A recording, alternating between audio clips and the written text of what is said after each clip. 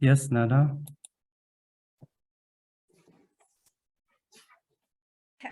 Thank you very much. Good day or evening or morning, depending on where in the world you are. My name is Nana Gulic. I am part of the International Center for Innovation and Education, and my job today is to give some introductions about today's panelists. So I'm going to go ahead and start. Our first speaker will be Christine Boyko-Head, or well, after Taisir. She has her PhD at my master's university, and she's an interdisciplinary scholar, a creative education consultant, thinking preferences and design thinking facilitator, curriculum specialist, author, and playwright.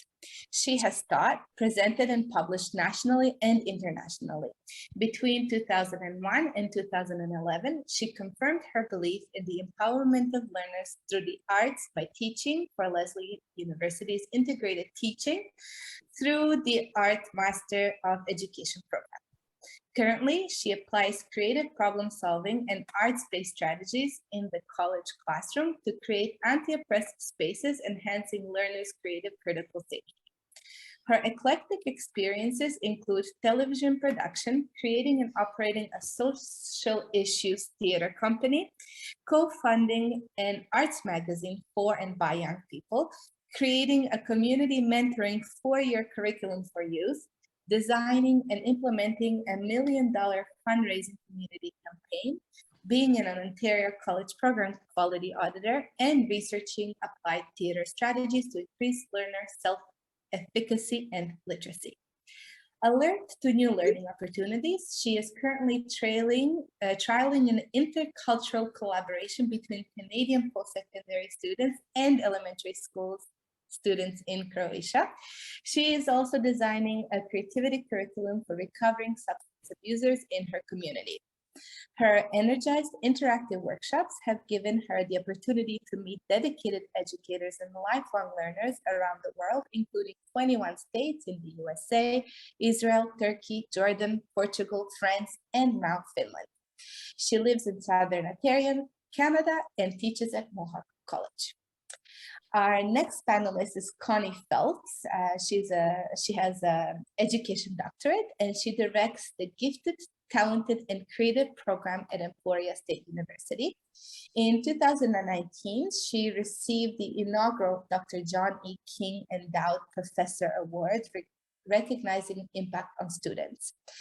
Prior to her university appointment, she taught middle school, gifted student language arts and social sciences, provided consultation services for high school gifted students, and identified elementary gifted students on an itinerant basis in the Wichita Public Schools.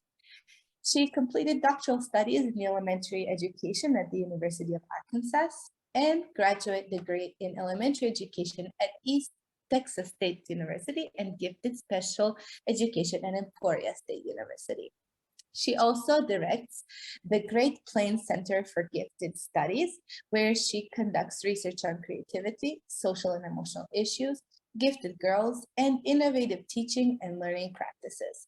She leads gifted program accreditation reviews and serves as a lead site visitor for the Council for the Accreditation of Education Preparation. Then it is my honor to introduce to you Dr. Fred Bonner II. He's a professor and endowed chair in educational leadership and counseling and executive director and chief scientist of the MAC3 Center at Prairie View A&M University. He is formerly the Samuel DeWitt Proctor Endowed Chair in Education in Graduate School of Education at Rutgers University, and an esteemed expert in the field of diversity in education. Prior to joining Rutgers, he was Professor of Higher Education Administration and Dean of Faculties at Texas A&M University College Station. He earned a BA in Chemistry from the University of North Texas, an MS Ed in Curriculum and Instruction from Baylor University, and an Ed.D. in Higher Education Administration and College Teaching from the University of Arkansas. Bonner has been the recipient of numerous awards, including the American Association for Higher Education Blake Caucus Dissertation Award and the Educational Leadership Counseling and Foundations Dissertation of the Year Award from the University of Arkansas College of Education. His work has been featured nationally and internationally. He is the author of several books, including Building on Resilience, Models and Frameworks of Black Male Success Across the P to 20 Pipeline.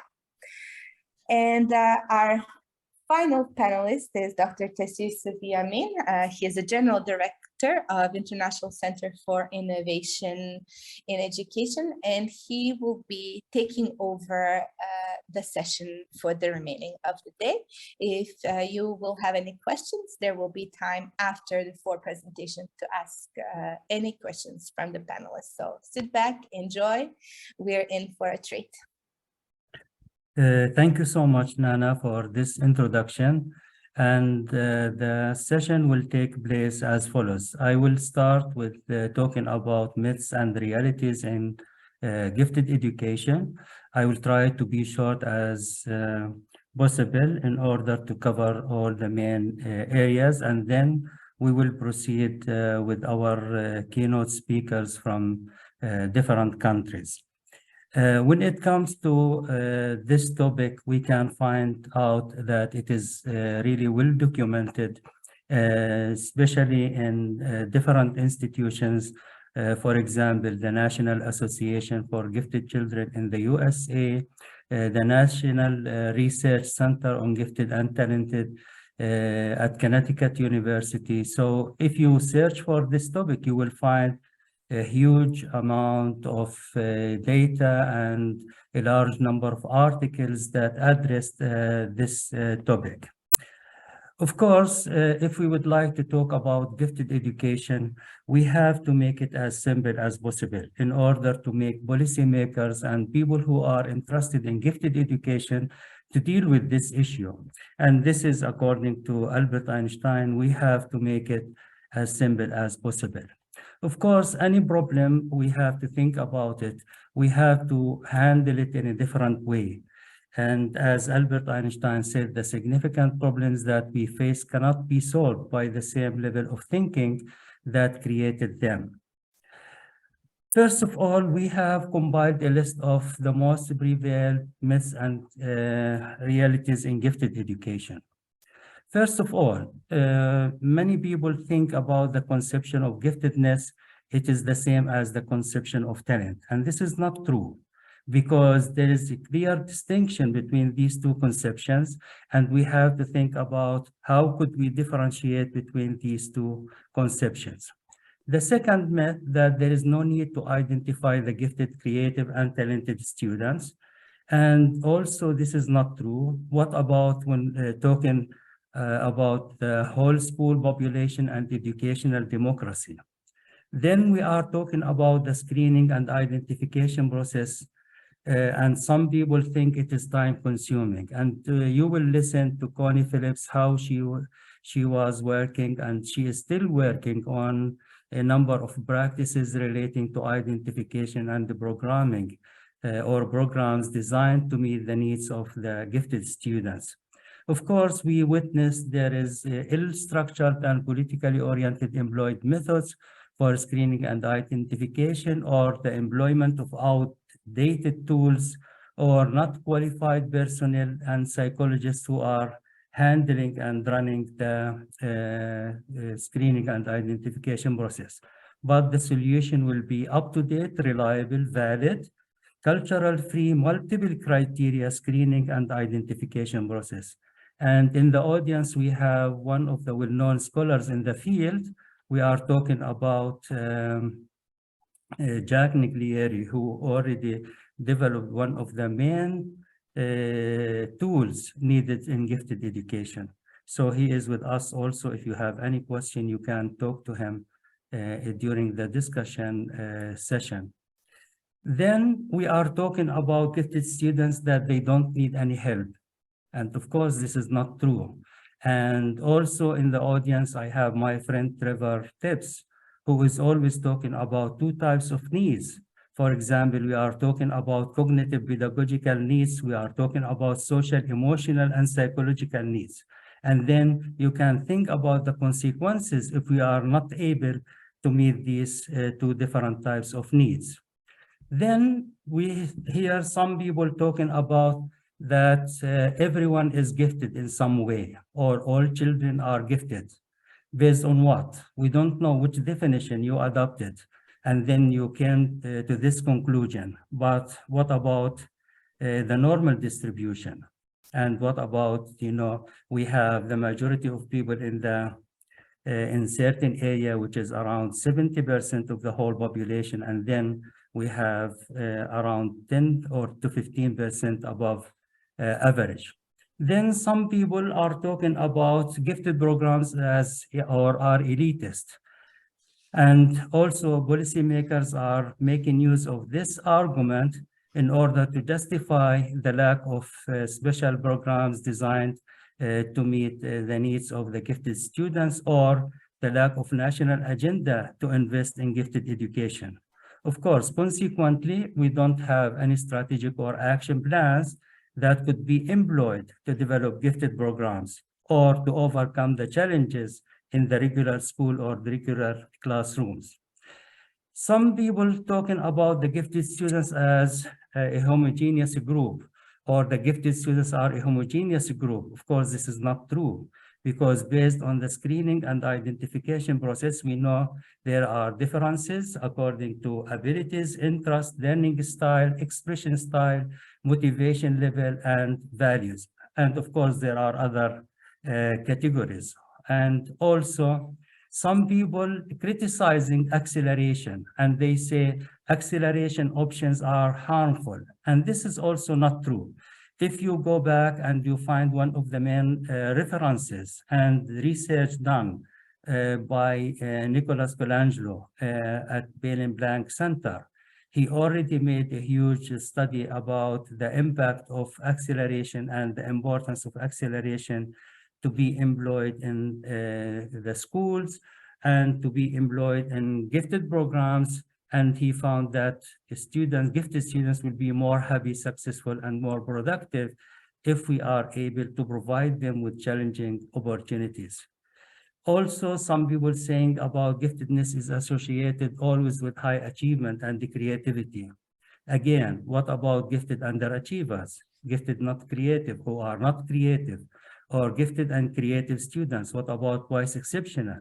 So these are also a number of issues. Then we are talking about students, as they love school, they will behave, also they are happy, well adjusted, and so on. But then when and based on what you come to this conclusion? Because if you are offering certain programs like thinking, design, and the skills in engineering, you teach for productive thinking, you take into consideration the type of enrichment activities that they are enjoyable, they get students engaged and enthusiastic to do work, then they will achieve. Also, you are taking into consideration the students' interests based on the research done by Renzulli and his colleagues, and then you offer the opportunities, resources, and so on. Then by the end of the day, it depends on the type of programs we are going to offer the gifted students.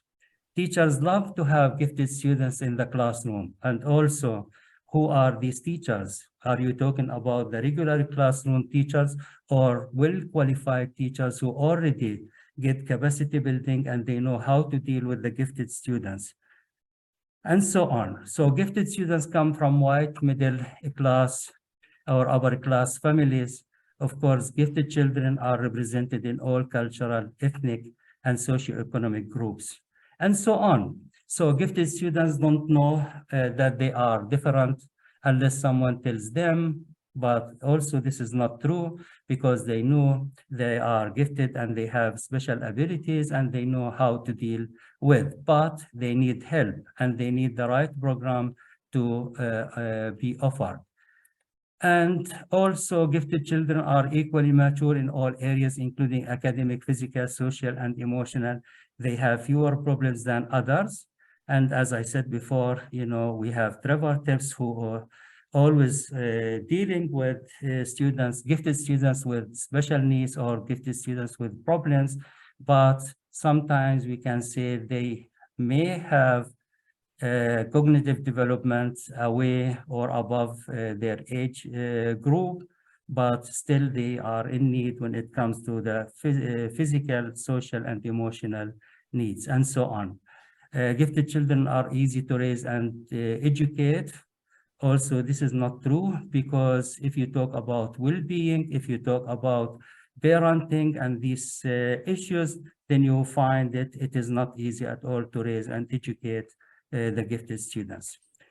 Some people talking about about gifted programs, and they are very expensive. Yes, we can say it is very expensive. Maybe it is very expensive, but if you think that you are teaching for productive thinking and you are investing in giftedness, maybe you will get what we call return on investment. And the investment might be you spend $1, you get 14,200, or maybe much more, like 32,000 for each dollar you invest in gifted education, and so on. And of course, there are many other issues. I will not take that much of your time, but normally we have to take into consideration the big picture. We are talking about social responsibility. We talk about internship, ownership, networking, service, in-service capacity building programs and facilities needed for the gifted program. We need continuous investment in gifted education, and so on.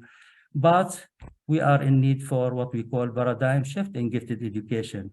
If we compare what we used to witness and during the last 20, 30 years, then we can say there is a huge difference from what we started with and what we have today. For example, when we talk about the nomination methods, or the screening and identification process, the labeling issues, the conception issues, the tools we have already, and so on.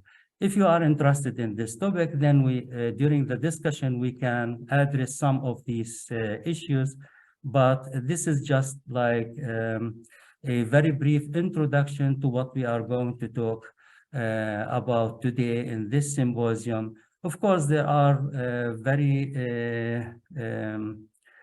interesting topics also, like when we talk about dogmatism in gifted education. And of course, we remember Don Ambrose, who edited this book about dogmatism in gifted education. And I think you know what it means, dogmatism. And we also could talk about inertia in gifted education and why this inertia. And when we talk about conception of inertia, it is in physics. And we have Dr. Muhammad Sandouk also. He is a well-known physicist, and he knows what it means when we talk about inertia in physics. In gifted education, we can define it in the context of this field of knowledge as the lack of competences. And when we talk about competences, normally I'm talking about knowledge, skills, knowledge mobilization, expertise, and attitudes. And of course, we need competences in order to produce a new knowledge that is necessary to advance our field of knowledge. And of course, when we talk about paradigm shift, also it is physics, it is a conception in physics, and it means throwing theories, conceptions, definitions, processes, tools, approaches, programs that can no longer stand.